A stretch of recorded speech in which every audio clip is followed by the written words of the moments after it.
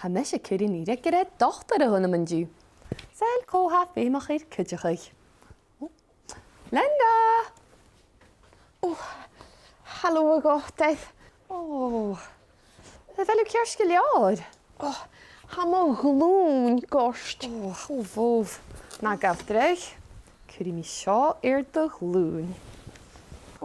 Sianu. Nest ha mo garst yn gost. Fóf. Cúri mi sio i'r sbí ferach gyn y siar. Sgynio?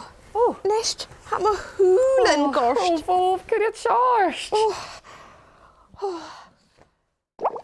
Cymru hau ferach gyn y nist? Ha mo glún haast gost.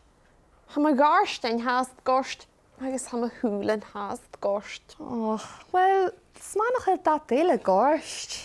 Agus ha mo llawn gost. Agus sialig orm. Ciawn gorst cydioch. Catja fel e gorst? Isio. Agus. Isio. Agus. Isio. Fóf.